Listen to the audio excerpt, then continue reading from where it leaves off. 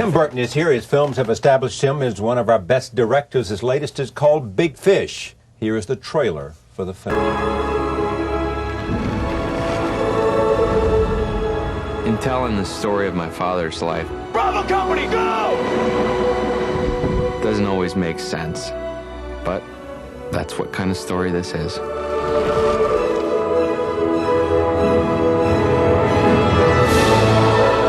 Big Fish.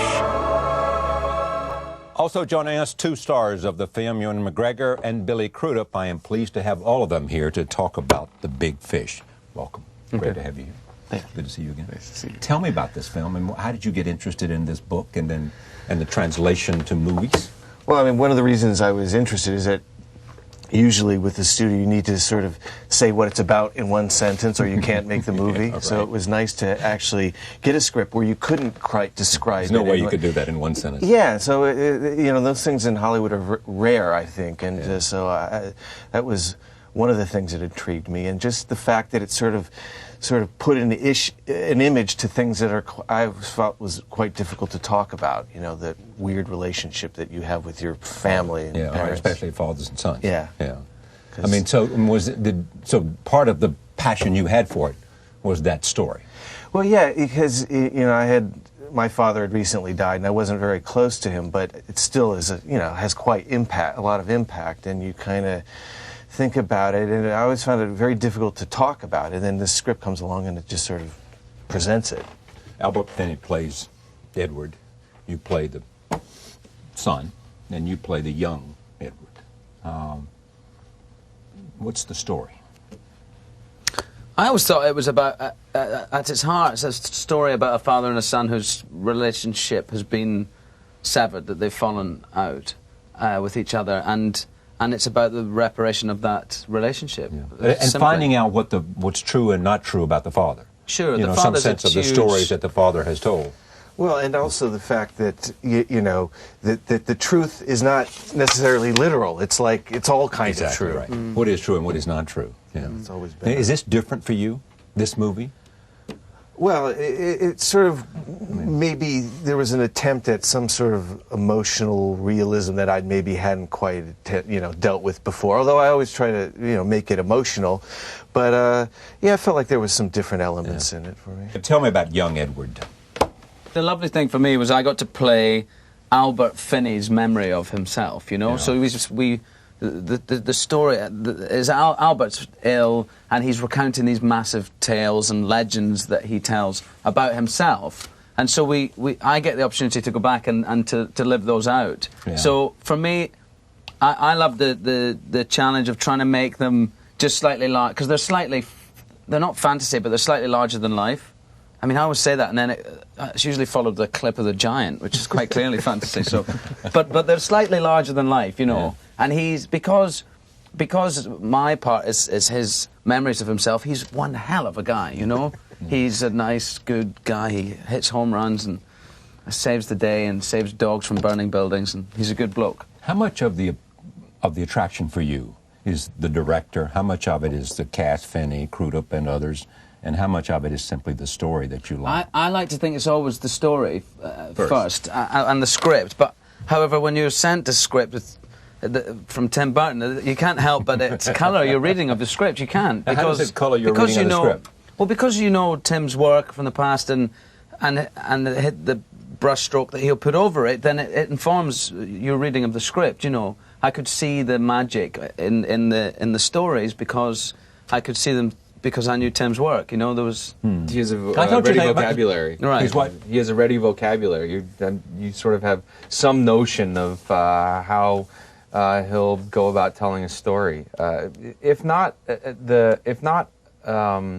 like clearly visual, then in some way it's informed by his aesthetic sense. Are you one of those people who says, look, just if you want to understand me, look at my movies? Well, yeah, that's why, I'd rather just show it and let it be cryptic and that's the whole point I always felt with movies, is like, let people make up their own mind about things. If I look at your movies, what insights will I have about you? Well, none, but you might have some strange ones about yourself. I don't know, I mean. All right, roll tape. This is a scene. a good question, wasn't it? Yeah, good answer. That's an equally good answer. I try to weasel my way out as I noticed you slippery as I can be. All right. Here is where McGregor talks with Amos Calloway, played by DeVito, about the girl he's going to marry. Here it is. Yeah. I know her uncle. Who is she? Where does she live? Forget it, kid. Don't waste your time. She's out of your league. You don't have a plan. You don't have a job. You don't have anything except the clothes on your back. Wait, look, I'll work night and day for you, and you won't have to pay me. You just have to tell me who she is. Let's get started. Is this a happy set working with him? Very much so. Really? Yeah, A absolutely. fun set.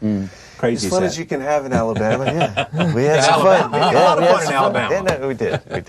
It's great. You can go off and play golf and... Well, it wasn't. We did shoot it completely out of order. I mean, I was, you know, you're talking about me, but like I'm very lucky because when you have material that's very tricky, to get a cast like this, it just makes you feel more confident. And, you know, shooting completely out of sequence, you know, these guys would have to come in and do, you know, a heavy emotional scene, you know, and all completely out of order. Or, you know, we were torturing Ewan with something every day, you know, something new. So it was like saving something. Saving something. saving something. Or just narrowly escaping something myself.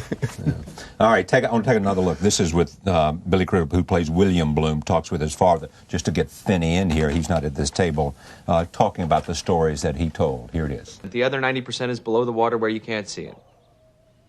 That's what it is with you, Dad. I have no idea who you are because you've never told me a single fact.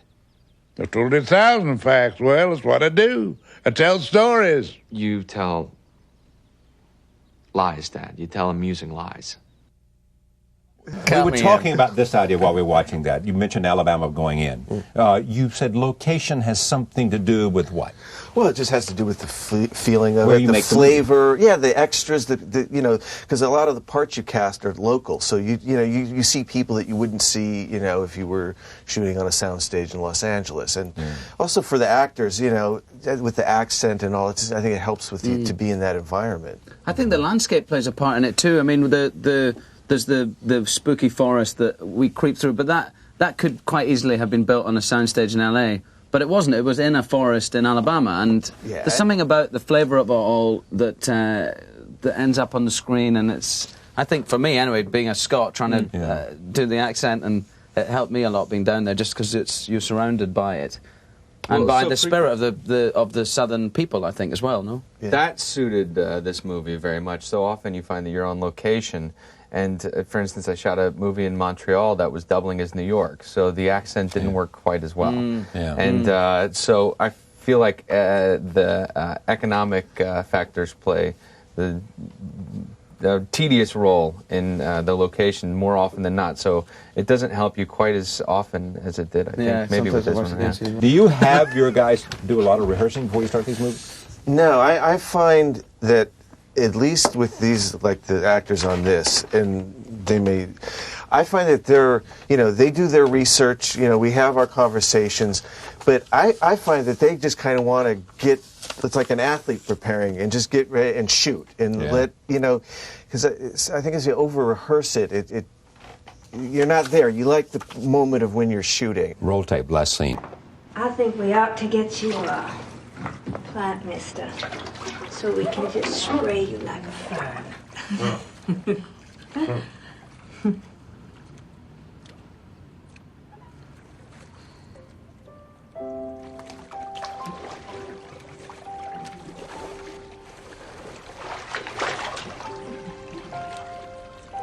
I said, boy, you had a great cast here. I mean, I hadn't seen Jessica Lange. Yeah, no, I mean, it was amazing. And like I said earlier, we were shooting completely out of sequence, so everybody had a different was a different piece of the puzzle, you know? And, you know, some had to be funnier, some had to, everybody had to do the mix of both. And it was just such a pleasure to see them all doing their thing, you know? Incredible. Big Fish opens in L.A. and New York and Toronto. Just those three cities?